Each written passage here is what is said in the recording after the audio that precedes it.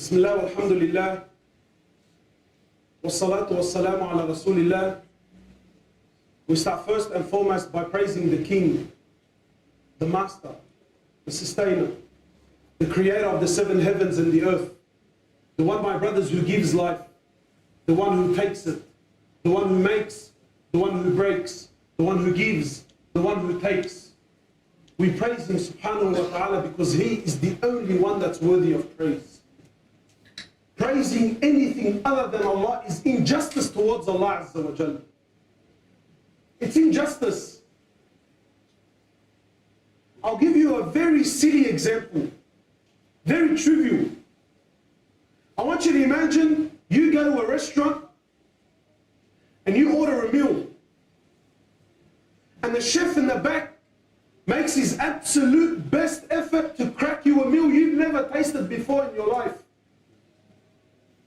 So he sits there and working it and cooking it to the right temperature and the flavors and he puts together such a meal.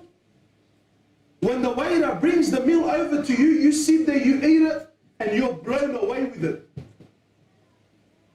You're so happy with the meal, you start praising the waiter.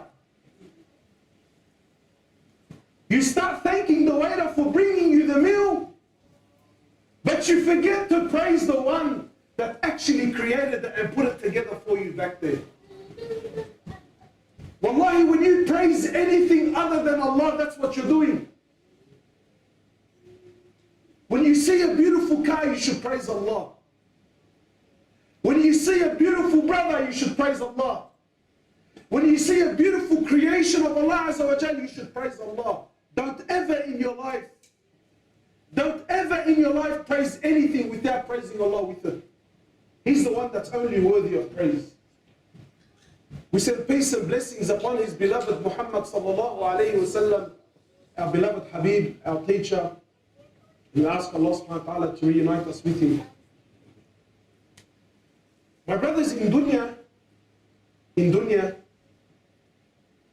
there's what they have, a reward system. Every single one of us, Muslim or non-Muslim, there's always a reward system. Why do you go to work? Because you love your boss? Because you want to see his head in the morning at 7 o'clock? Why do you go to work? Because you love working? You go to work because you know that there's a reward at the end of it. Why do you go to school? At least the all-boys school anyway. Why? Because you love your teachers? You go there because you know that, look, I'm going to come to this place, I'm going to struggle, I'm going to make a bit of an effort, and then at the end of it, what am I going to have? A reward. Something is going to come back. And this reward system is what pushes us.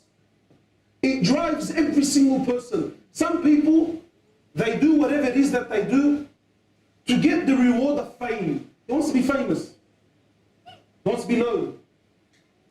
Some people do whatever it is that they do so that they can be the best at what they do. Some people want to be the richest.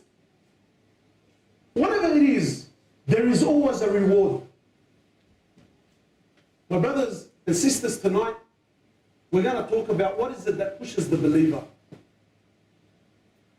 Because, you know, really, and wallahi, I love speaking to a crowd like this. I love the boys, just the shabab, kicking back with the boys. Because I can just be me. No movies, no formalities, none of this. Let's be real with each other, man. You think I grow my beard, wallah, because I love the look of it? Honestly, let's be real with each other. You think your sister wears niqab because, wallah, you know what, she wants to fit in? Why do we do what it is that we do? Who in his right mind would fast a whole 30 days or 29 days, no food, no water, no nothing, from sunrise to sunset? Who in his right mind will do this? Unless and except there is what? There's a reward. What is the reward for the believer? What pushes us, my brothers and sisters? What makes us do what we do? What makes us put up with the things that we put up with?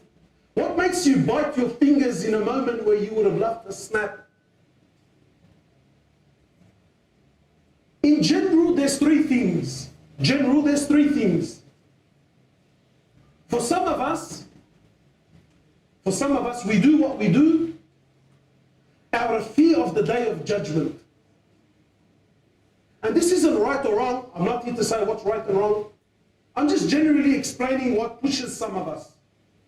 For some of us, the fear of the day of judgment is too much for him to bear, too much for her to bear, so therefore she does whatever Allah subhanahu wa ta'ala wants, because the thought of that day is just beyond comprehension.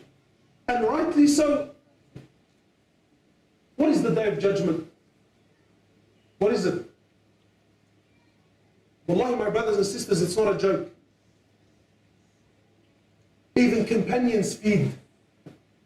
Prophets shook in their boots. They were shaking in their boots of that day. Imagine prophets. Imagine Abu Bakr. Let's speak about the best of the best. Imagine Abu Bakr, a companion whom the Prophet of Allah said what? He says he's the best.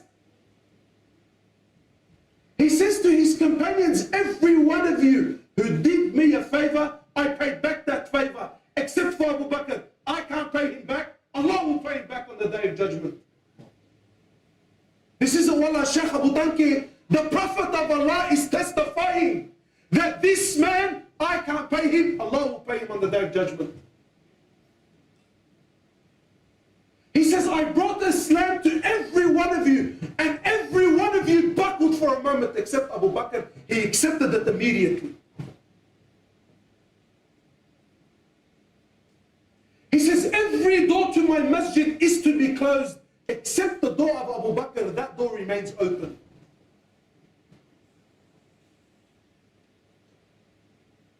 He says, Abu Bakr, for you, the 8 doors of Jannah will be begging for you to walk through them. This man who was promised Jannah countless times, he says, I wish I was dust and I wasn't Abu Bakr, who has to stand before Allah on the day of judgment and be held accountable for the things I've done. This is,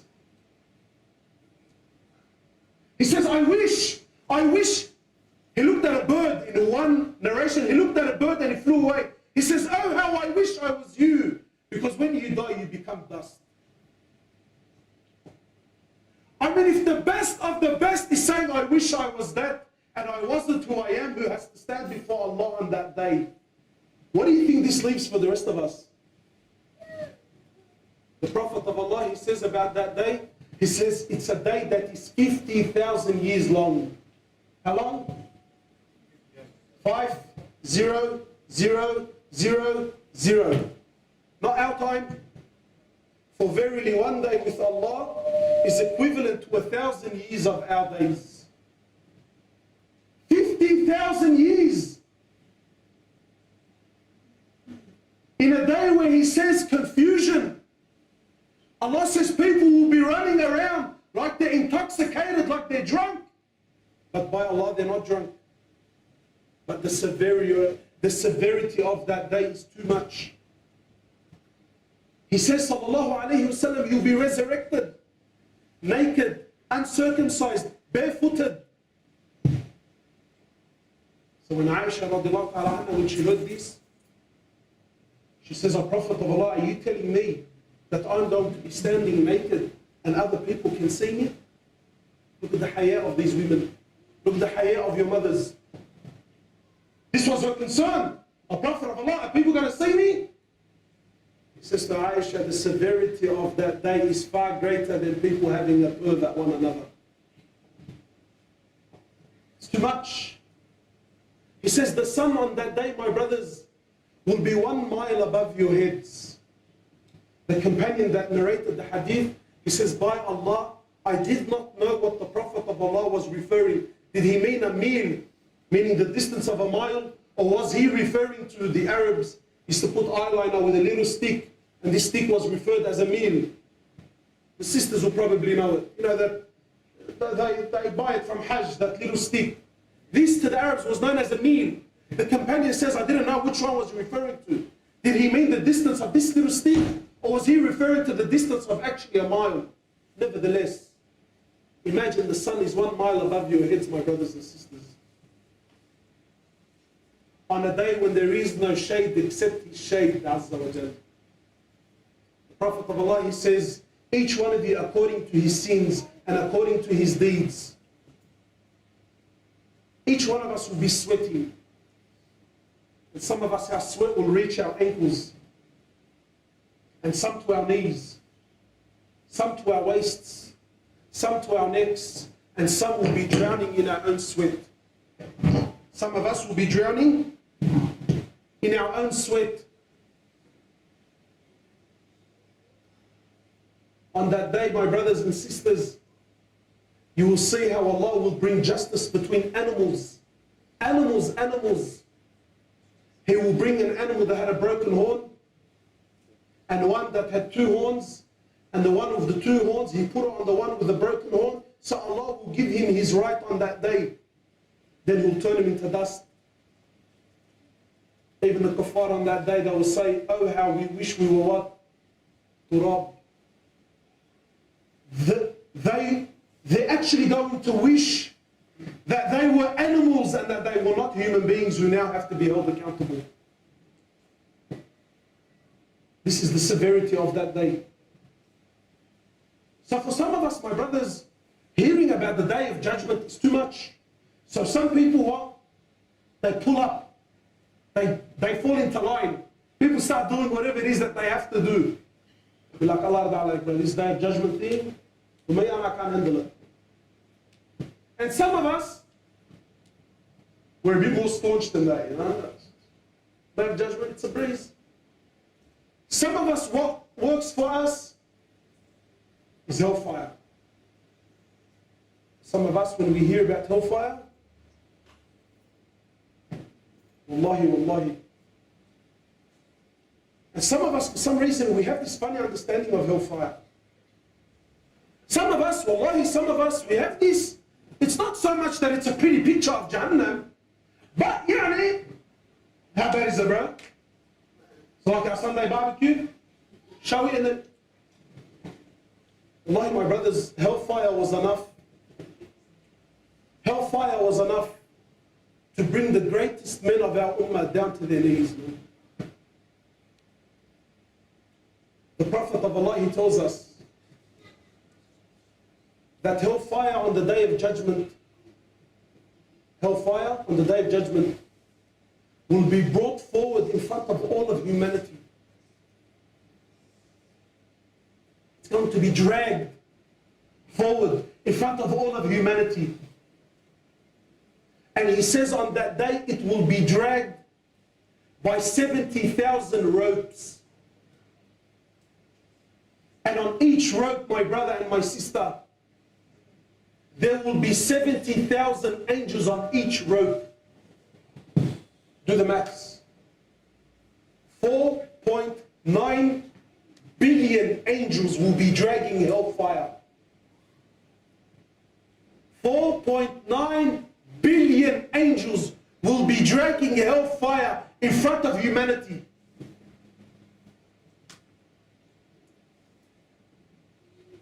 And then when hellfire sees the disbelievers and sees the sinners for the first time, hellfire will burst. It will actually burst out of anger and frustration. And when it bursts, every one of those 4.9 billion angels will actually let go of the ropes out of fear. Every single living creature will fall to its knees out of fear. And Allah will say, get up. Today is not the day of prostration. Today is the day of punishment and judgment. The Prophet of Allah, he says the minimum, you know what the minimum? Yani the best bloke in Jahannam, the best, the wali of them, the most loved to Allah in Jahannam, is a man who will be made to stand on 2 burning coals, and his brain will be boiling from the heat, and this man would think that he's copying the worst punishment. But little does he know, he thinks he's copying the worst. The Prophet of Allah, he says, he actually has it the best in there. We're talking about a place, my brothers and sisters, there is no air conditioning. There is no dancing and music and hanging out. This is a place, I want you to imagine, you know what, don't use your imagination. I want you to imagine the one who's perfect by nature, the one who is supreme by nature, the one who when he creates to absolute perfection. You know what? Forget this. I want you to imagine this. Maybe this for the boys, it sinks in a little bit more. I want you to imagine, Malish, forgive me, I know the sisters downstairs, but let's just be real, yeah? I want you to imagine one of the boys here now. You come home. Yeah? You come home. And when you come home,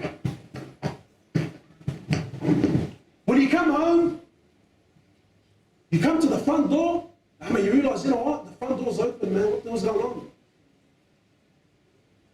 You walk into your house, only to see your wife, your little 2-3-year-old daughter, your whole family was butchered. Not only they were butchered, they were raped. Not only were they raped, khalas, imagine the worst of the worst. Ghadab beyond ghadab. Beyond ghadab. And all this was done by one man. And then you actually find the man in the house. And you get your hands on him.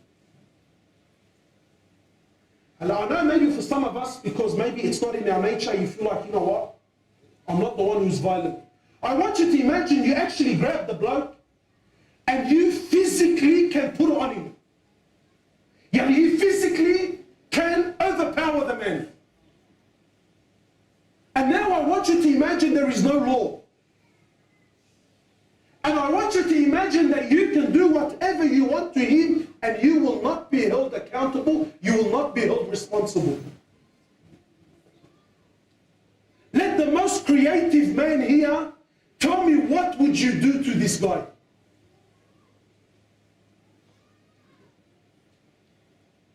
Wallahi, whatever you think of, every single one of us collectively, it's rubbish, because we're human beings, we have defects, we have shortcomings, we are imperfect by nature. Whatever you're going to possibly imagine is nothing. Imagine Allah, the King of Kings, the one who's perfect by nature, designs a place to do nothing but punish. He designed it to do nothing but punish. What do you think it's going to be like, bro? You think it's going to be like robes? You think it's going to be like a Sunday night barbecue with the family? He designed it to punish Azza wa Jal. So some of us, when we hear this, Allahu Akbar, we buckle. So we what? We straighten up. And then, my brothers and sisters, there are some of us, we worship Allah not out of fear of the Day of Judgment, not out of the fear of hellfire, but we do what we do out of the love and the longing and the wanting of His Jannah. And tonight, this is my topic, man. My brothers and sisters, what has Allah prepared for those who pass the test? What has Allah Azza wa Jal prepared for those who on the Day of Judgment the book will be given to them in their right hands? For some of us, my brothers, when you hear what Allah has prepared for you, nothing can be a better reward. Nothing can be better encouragement than knowing what Allah has prepared for those who pass. What has Allah prepared? Before we talk about Jannah, for you to be able to appreciate Jannah, let's talk about dunya for a minute. What does dunya have to offer you? Now, my brothers and sisters, you by nature, nothing in this world can ever satisfy your heart. And I'll give you examples. But do you remember when you were young? What was the biggest drama in your life? What was the biggest obstacle in your life from you living the life you've always dreamed of? It was what? You know what? Before that, I remember when I was young, when all my cousins first started buying Nintendos, and we had that piece of Atari thing up. This is injustice, man. On Eid, all my cousins, they're talking about Nintendo and Mario Brothers, and we've got that little funky Atari thing, man. So in my heart, I'm thinking, what? This is a life? This is miserable, man. This is azab. I am being punished. Mom, Dad, this has got to stop. This is injustice. I will bear witness and testify before Allah. This is inhumane. Wallah, I did my mum's head in that much, bro. And wallahi, you know what, may Allah subhanahu wa ta'ala. Like, wallah, they were struggling to pay rent, bro. Wallah, she saved her money however she could, and she bought us a Nintendo. But by the time she bought it, you know what happened? The Nintendo 64 came out. No, the Super Nintendo. Wallah, some of the younger guys are thinking, bro, what crack is this guy on about? Malish, it's very old, huh? So all my cousins are playing Super Nintendo, Mario Kart, you know, the buttons on the side. And I'm playing that bloody stupid duck hunt game, bro. Whack, whack, whack, whack. Hey, that was good. I'm thinking, bro, this has got to stop, man. Mom! Dad! Zulm! This is not right! Look, wallahi, this is dunya. This is dunya. I have to mention this for you to appreciate Jannah, wallahi. So I came to my mom. Mom, this is too much. Wallahi, she saved money and then she bought me a Super Nintendo, bro. What happened after the Super Nintendo? Like, deep on these guys, bro. Wallahi, we kept buying the one, and every time I bought it, something new came out. Until eventually I got over it. Bro, do you remember, wallahi, forgive me, man, I'm going back down memory lane. You remember when those Adidas clip-ons came out, bro? You remember them? But they were $80. Sure, $80. You were buying clothes from Su'ahal, bro. What the hell? $80 for those clip-ons, and on Eid, when we went to the Kebab House, it was like an Adidas factory outlet, bro. Everyone's wearing them. And I'm wearing the same suit and tie from 3 years ago. This is it. You know what? I don't want to pray, bro. I don't want to come to the masjid anymore. Then I bought the Adidas. You know what happened? Nike brought out clip-ons, and then you get to an age where what the biggest problem in your life is what? Be honest, bro. Wallahi, I'm trying to paint a picture. I'm not trying to make you laugh. I'm actually trying to paint a picture. And then what happened? I gotta get my bloody L's, bro. I can't keep doing this. I can't keep walking to the station. You look like a drunk, bro. What do you mean, bro? I gotta get my license. So he started counting down the days, bro. Xing on the calendar. Wallahi, I remember X, waiting for the day I turned 16. And back then, when you do your L's, it's free. So you fail 100 times a day, no problems. I'll sleep at that. I'll sleep there. Fail, no problems. I'm not a shoot, bro. I'm ready. Until you got your license, man. Do you, wallahi, yani, am I living in my own world, or do you boys share the same thing? Do you remember when you got your house?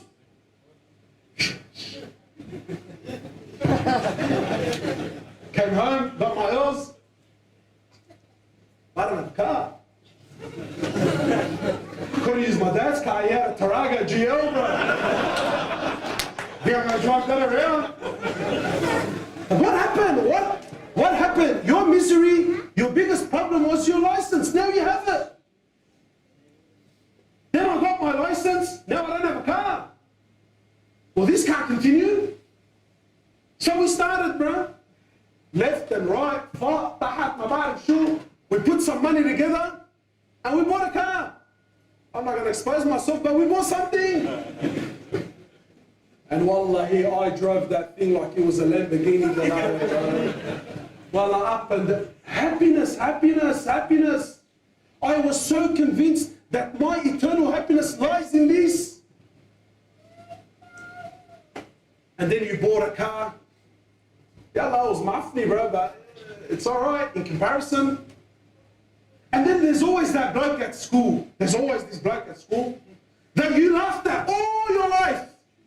We all put it on him, huh? But this bloke was working after school, saving money. And when he bought a car, he actually bought a decent car. So now he's rocking up to school now. He's the cool bloke, you're not. But you start looking at your car. What's happening? I can't do this anymore. And from that day, wallahi, from that day to now, you've been changing cars. Have you found happiness? Billah alaykum, have you found happiness? Then after the car, what is it? Dirt bikes, huh? No. The Barnett, but the L-Gays in that. I can't keep doing this. Mom, Dad, I gotta get married, man. This is, I gotta get married. I am convinced, cuz, when I get married, that is true happiness. All the single brothers here, and I'm sure, Rima, I'm sure you'd agree, all the boys that are struggling come to, cuz, I gotta get married, bro. Find me a wife, Rima, bro. Find me a wife, bro. Find me a wife, find me this. He can't pray, he can't read Quran, he can't do anything. I have to get married. And he's convinced that his happiness is there. What a miskin, bro.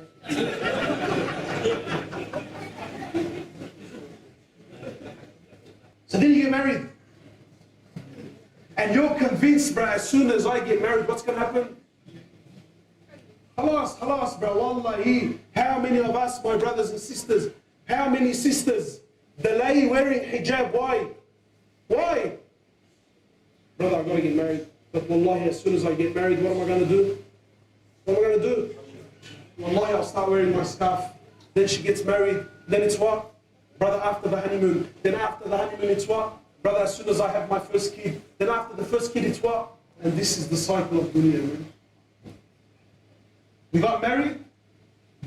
We're still in the KK stages. Her father doesn't let you take her out. And now there's problems. Now it's, bro, I just can't wait to get married, have my own house, get out of here. I've got to start living life. I remember on my honeymoon, wallahi, on my honeymoon, I was told the honeymoon's the best period. But 3 days into my honeymoon, I want to throw her from the hotel room. And it's not about her. Wallahi, you know, this isn't an attack against women. This is how it is for everyone. I remember an old bloke when I was getting married. قال لي شو عم اتجوز؟ ايه والله I'm getting married. قال لي اروح لك يلا اروح انبسط. قال لي معلش. The first couple of bites they're beautiful, honey. قال لي and then the rest you'll know about it. This is dunya, man. When you first got your first house, then your second, then you got bigger and bigger and more rooms and better tiles and better furniture. Are you happy? That we still drive around, look, admiring other people's things. So this is what? This is dunya. Now let's come to Jannah. Let's come to Jannah, my brothers. A place where, my brothers, the Prophet of Allah, he says in Jannah, my brothers and my sisters, you will take a fruit from one of its trees. and you take a bite from this fruit. He says the one bite you take, it will be the most beautiful thing you've ever eaten. He says, sallallahu alaihi wasallam, then the next bite from the same fruit is better than the first one.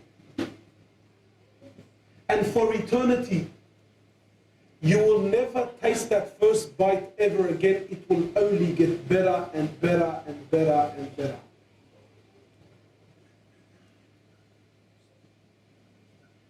He says, sallallahu alayhi wa sallam, in Jannah, there's no more salah. There's no more fasting. There's no more going to the toilet. There's no more sleeping. There's no more getting sick, getting tired. For the sisters, there's no more monthlies, no more emotions going up, emotions going down, hormones all over the place. No more of this, my sister. He says, in that place, eternal happiness. And what does he say? What does Allah Azza wa Jal say? He says, خَالِدِينَ فِيهَا أَبَدًا. Wallahi, you cannot translate abada. Sometimes you say to the brothers, brother, you're going to Jannah for eternity. How can I tell you eternity? Like, what can I use as an example to compare what eternity is? There is no time. There is no period. It's not like 1,000 years, or 1,000,000, or 100 million, or 1,000,000,000. Bro, what's the biggest number you can crack? Anyone? I don't know. Throw me a figure. What's the biggest figure you know? Trillion? Gazillion? Mabillion? Whatever it is, bro. It's zero compared to eternity. One of the scholars gave a beautiful example. He says, imagine this dunya. You know what? Forget dunya. Imagine this room here. How many sesame seeds? You are example, bro. I'll show you an example. How many sesame seeds can you put in this room? How many can you put? What, 1,000,000? More? 1,000,000,000,000 sesame seeds in this room? He says, imagine you filled up the whole dunya, the whole earth. Imagine you filled up the whole earth with sesame seeds. And you filled it up all the way to the heavens. And one bird, imagine the example, wallah. He says one bird came every 1 billion years, a bird would come and only take one sesame seed. He says the sesame seeds will run out and you will still be in Jannah. Even that is zero. Like time itself will no longer exist. Eternal happiness. And in Jannah, you're not going to be like the way we are now. An old lady, she came to the Prophet of Allah and asked the Prophet of Allah, is there room in Jannah for an old lady like myself? So he sallallahu alayhi wa sallam, he said to her, no, there are no old ladies in Jannah. So she became sad. He says to her, in Jannah, Allah will take you back to your youthful days, and that's how you will be in Jannah for eternity. My brother, in Jannah, you're not going to be the way we are now. Now you see what? The boys, what's the biggest thing happening now? What? It's the gym. Got to get big cars. Can't walk around like this. Got to get big. Big is better. I've seen a sign at a supplement shop. Life is too short to be small. Well, that's the sign they had. Life is too short to be small. So get on the juice, brother. And we're going. Gyms are making big money now. Wallahi, it's funny, bro. Wallahi, it kills me. But I remember, you know, like in shopping centers, I remember that whenever girls used to all buy glass or mirrors. You know, they do the whole film, they check themselves, they fix this, they fix that. Now the brothers are doing it. Wallahi, the brothers are doing it. I walk by, he checks his TNs, he checks his jeans. That's these ones. What's going on? In Jannah, there's none of this. In narrations, my brothers, it says, in Jannah you will go back to the absolute peak of your life. Maybe the young boys, they don't understand it, but I'm sure some of the older brothers, they appreciate it. And he says, sallallahu alaihi wasallam, the authentic hadith, you're not going to be some little tartu'a, bro. He says, you will be the equivalent size of your father Adam, 60 dira'. Wallah, I've tried to work out what the equivalent is. I think it works out to be like something like 30 meters. You're 30 meters tall, bro. 30 meters tall.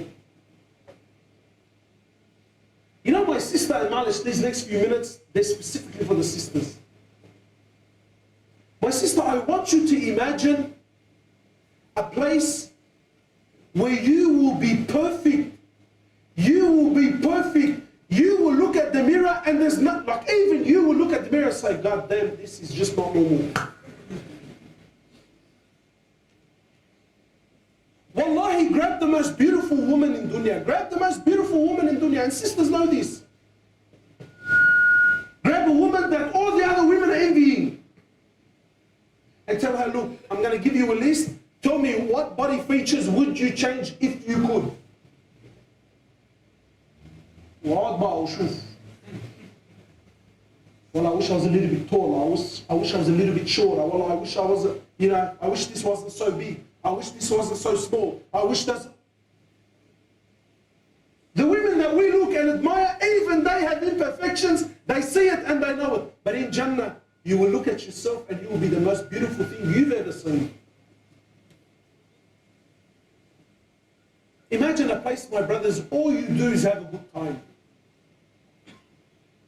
Wallahi, I remember one of the brothers, he said something to me, and I know it's funny, but he said it and it came from his heart, and it affects me every time I think about it. He said to me, Hoblos, you know what I want in Jannah, bro? I said, what's that, man? He said to me, cuz wallahi, I don't want palaces, man. I don't want palaces, and I don't want the huris, and I don't want all of this, and I don't want, wallah, just because I don't want any of it. I said, what do you want? Yes, because wallahi, I just want to sit by my river, dangle my feet in the water, and just kick back for 3, 4, 5 million years.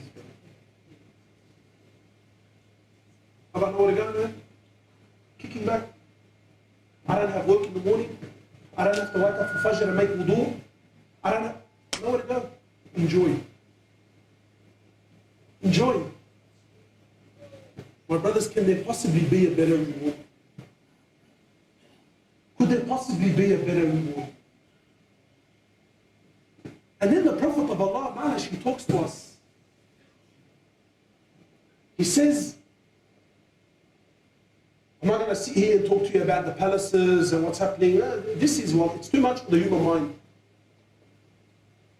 The Prophet of Allah talks to us, tells us about your tent. What is it? Tent. You know tent? You know when you go to the shop now, you buy a 2-man tent, 3-man tent, 4-man tent. Something you pitch up. He says your tent in paradise will be 60 miles high and 60 miles wide, carved out of a single pearl. And in it will be women, not a woman, women. If I can't speak hadith, tell me. Am I not allowed to speak authentic hadith? There will be women. So far of a distance that they won't even be able to see one another. My brother, does it make sense you sacrifice that for the rubbish of this world? Wallahi, does it make sense? Allah says, Quran, بَلْ تُؤْثِرُونَ الْحَيَاةَ الدُّنْيَا وَالْآخِرَةُ خَيْرٌ وَأَبْقَى. Do you honestly choose these trivial couple of years Do you honestly choose this over akhirah, over hereafter, over the everlasting? You know? The Prophet of Allah tells us, to give you an example, he says the comparison of dunya compared to akhirah, he says, is like one of you. You know what? SubhanAllah. He says it's like one of you dips his finger into the ocean. Imagine the ocean, not a little lake, not a river. He says one of you goes to the ocean, dips his finger into the ocean and takes it out. He says, what comes out? Look, look, look, look, look. That is dunya. And that vast ocean is the hereafter. This is akhirah.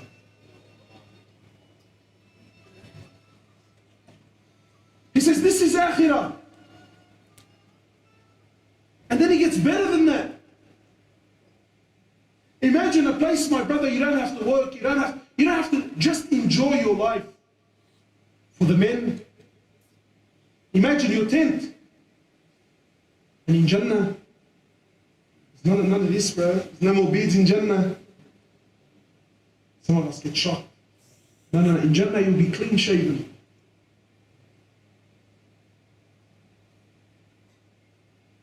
You know, for me, I actually can't wait for it, man. Not that, wallahi, I love the sunnah of Rasulullah. Wallahi, if you gave me the world and everything in it to shave it off, wallahi, I'll never in my life do it. Why? Because the sunnah of Muhammad. But if I could choose, I'll choose not to have it. Gets in the way. See, I work as an electrician. So many times my bead got caught up in my cordless drill. So many times. I've seen that, yeah. So many times. Wallahi, one time I remember I was putting up a light fitting. And I had one screw in my mouth and the other screw, I was trying to put the screw on. And then I dropped the screw. And I was in a little bathroom. It's a brand new place. It was a tiny bathroom. So, you know, I got the screw in my mouth and I'm doing the other one. And it fell. And it fell and I kept my ears open. I thought, I'll hear where it went. But I didn't hear anything. And I looked down, nothing. Bro, bro. This little chrome screw, bro, I couldn't find anything. Wallah, the builder came, the builder started looking. Wallahi, both of us were looking. I'm telling you, it was a little bathroom. We're looking. And khalas, I gave up. So I pulled my head up, and in front of me was the vanity mirror. And they were saying shiny. I'm thinking, what the crack is that? Wallah, and there was the screw stuck in my bead here. But in Jannah, there's none of this anymore. You're going to be beautiful in every way, my brother. In every way, my sister, you're going to be beautiful. And you can enjoy the luxuries of Allah for eternity. For eternity. In fact, the ulama write, they say that, my brothers, when you see your wives for the first time in Jannah, and the sisters, don't worry, Allah Azza wa Jalla will make you happy. Wallahi, no matter how beautiful the Hur al-Ain are, the Prophet of Allah, he says, your women of dunya, they will be their queens. The beauty of the Huris in comparison to your wife in Jannah, it will be like putting a candle next to the sun. Nothing, can't even compare it. Khalas, bro, I'm out for you, bro. Who wants to live in this world? Who wants to live in this world? What does this world have to offer? My brothers, our nafs, our desires can never be satisfied in dunya. It can only be satisfied in Jannah. Allah created it that way. Allah created it that way. Wallahi, bro, your wife. Do you still think that she looks at you and says, oh, you know what, my husband's a gun? You're dreaming, bro. Today I'm going to even expose the sisters. Bro, have you ever caught your wife just staring at you but not saying anything? See, the men are laughing while they're laughing. I knew it. Have you ever caught your wife just sitting in the car, she's staring at you, but she's not saying anything, huh? You know what's going through her mind? I'm going to tell you here tonight. She's thinking, oh Allah, how did I end up with this monkey, bro?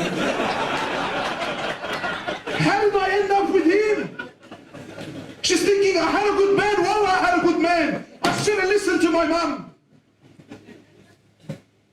This is dunya, bro. You're not happy, she's not happy. But there, he says,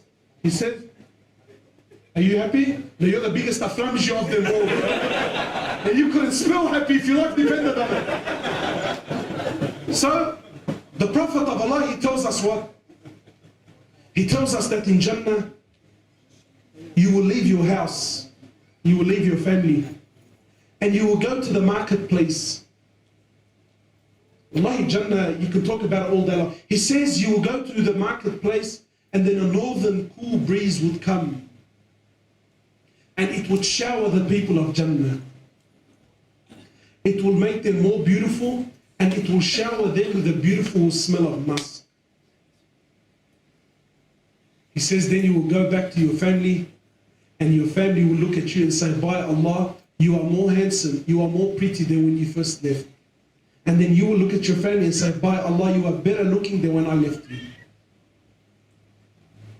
Musa alayhi salatu wasalam, in the authentic hadith, Musa, imagine, Kalimullah, the one who spoke directly to Allah. Musa asked Allah, he says, oh Allah, who are the minimum ranking people in Jannah? Who is the minimum ranking Jannah? So Allah Azza wa Jal says to Musa, he says, oh Musa, the minimum ranks in Jannah are those who are last to leave Jahannam. Who are they? The last ones to leave hellfire. These people, Musa, the last man to leave hellfire, there's two hadith, right? There's two. So I'm going to mix between the two, and both of them are authentic hadith. So the Prophet of Allah, he tells us that the last one to enter Jannah is the last one to leave hellfire. And he'll be in there for, Allahu A'lam, how long? So this man, he will come and stand before Allah, and he will ask more or less, oh Allah, is there any room in Jannah for me? So Allah will tell him, go and enter my Jannah. So the man will say, oh Allah, everyone has already taken their places, man. And they've been there for millions of years. Is there any room for me? So Allah will tell him, go and enter my palace. He will tell him, go and enter my Jannah. So again, the man insists. He says, oh Allah, but there's no room. So Allah will tell this slave, imagine my brothers, who's this? This is the lowest in Jannah. So Allah will tell him, oh my slave, would you not be satisfied that I give you the equivalent of a monarch or a king of dunya? If I give you the equivalence of dunya in Jannah? So the man will say, oh Allah, you are the king of kings. Do not mock me, Ya Allah. Do not mock me. Are you playing games with me? I think there's no room. You're telling me that you're going to give me the equivalent of this dunya? So the Prophet of Allah, he smiles. The one who narrated the hadith, he says the Prophet of Allah smiled until his teeth showed. So Allah Azza wa Jalla will tell the last man to leave hellfire, for you is the equivalent of dunya, and the like, and the like, and the like, and the like, and the like. So the man says, Ya Allah, stop. Oh Allah, please stop. Do not mock me. Oh Allah, don't make fun of me. He says, my slave, for you is this and the like, 10 times the size of this dunya. For the last man to leave here, for the lowest rank in Jannah, the lowest. The Prophet of Allah, he says in the authentic hadith, for the lowest ranking people in Jannah, Allah will ask them, what do you wish for? Tell me your wishes. Yalla, let it rip. Give me all your wishes, everything that you desire. So these people that will tell Allah their wishes, then Allah will give them everything they wished for and more. Then Musa asked, oh Allah, and who are the high ranks in Jannah? Khalas, now let's talk levels. Oh Allah, what about the highest ranking ones? So Allah Azza wa Jalla, He tells him, O Musa, for the high ones in Jannah, for the highest ranking, they are those whom I have established their honor and their status with my own hands. And Musa, for these people, for them is what no eye has ever seen, no ear has ever heard, and no heart and mind has ever comprehended. These are for the high ones in Jannah.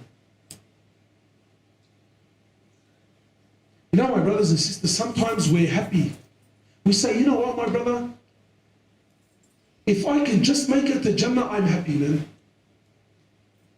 Why is it that with our deen, we deal with it like it's cheap? Why?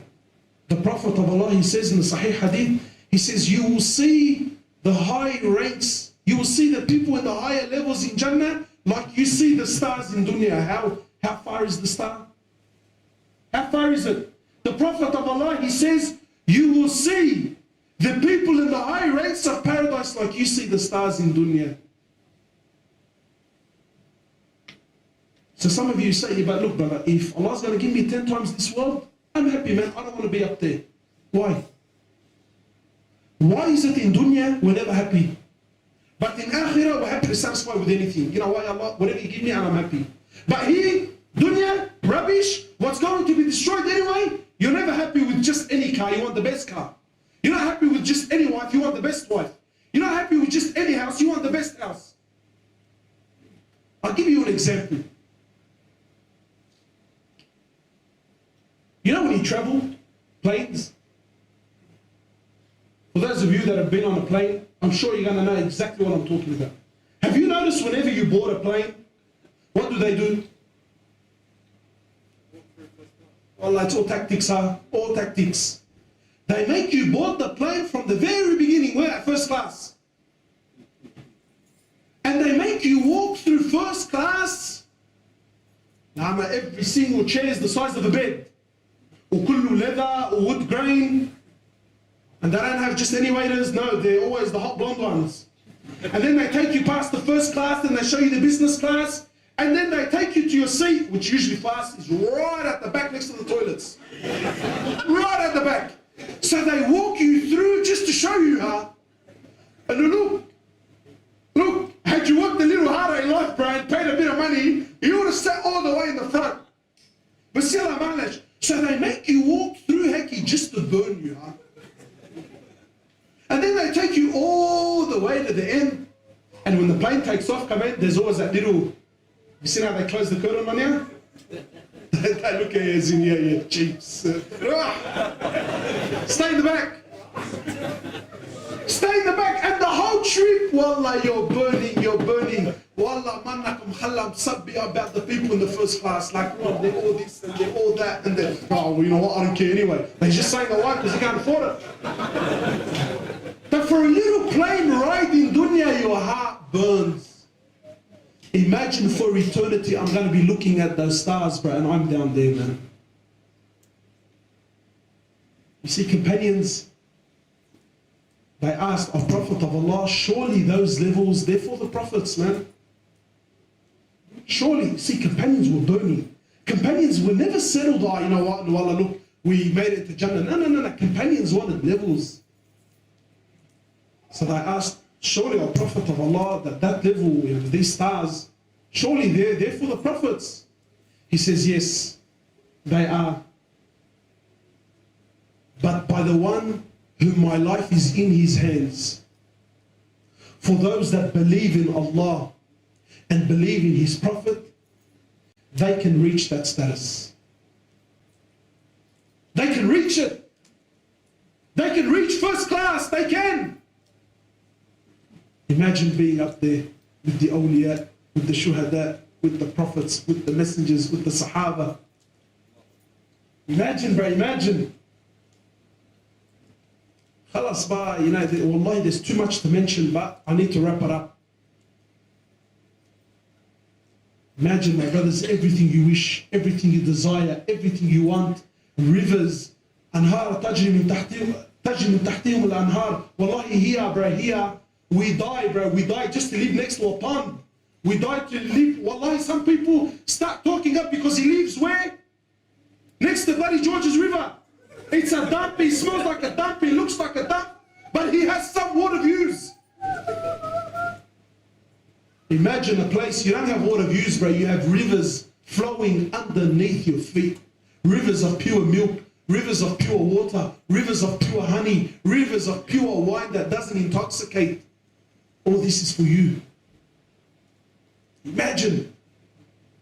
So the Prophet of Allah, he tells us that in Jannah, my brothers and sisters,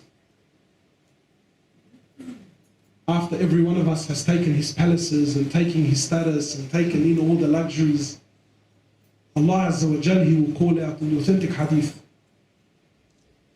See, this is but for those who long to see Allah, for those who are dying, for those who know the reality of this dunya. Dunya sijn al-mu'min wa jannatul kafir. For those people, imagine on that day, Allah Azza wa Jal will call out and say, "O people of paradise." Imagine, my brother, Allah's talking to you. My sister, Allah's talking to you now. Allah will say to you, "O people of paradise, are you happy? Are you happy?" So the people of paradise will say, "Oh Allah, and who would not be happy? Oh Allah, didn't you save us from hellfire? Oh Allah, haven't you given us everything that we desired? Oh Allah, who could not be happy?" So he says to them, "O my slaves, today I have something that's better than this for you. Today, I promise you, from this day forward, I will only be happy with you and I will never ever be displeased with you ever again." Imagine this. Imagine, Wallahi, imagine. You think this is enough? You think this is enough? Then Allah Azza wa Jalla will say, "O my slaves," imagine this, huh? "O my slaves, are you not happy? Have I not given you everything you desired for? Have I not fulfilled? Have I not fulfilled my oath to you? Haven't I given you everything?" They will say, "Oh Allah, you've given us everything, Allah." So Allah will ask, "Is there anything else you want?" So the people of Jannah will say, "Oh Allah, what can we possibly ask for? You've saved us from hellfire. You've promised us eternal happiness. You've promised us that you will never be displeased with us. Oh Allah, you've given us everything that we could possibly comprehend and everything that we could possibly imagine." So Allah will ask, "Is there anything else?" They'll say, "Oh Allah, there's nothing else." So Allah will say, "Today I will reveal," He says, "Today I will remove the veil and you will see me today with your very eyes."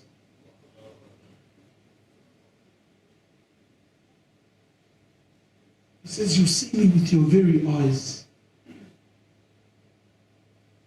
Companions asked the Prophet of Allah, authentic hadith, we will see Allah? We will actually see Allah? So he, sallallahu alayhi wa sallam, he pointed to the full moon. He said, "Do you see the full moon?" I said, "Yes." He said, "You will see Allah like you see the full moon. You will see Him in all His glory and it will not be difficult. You will actually enjoy looking at Him."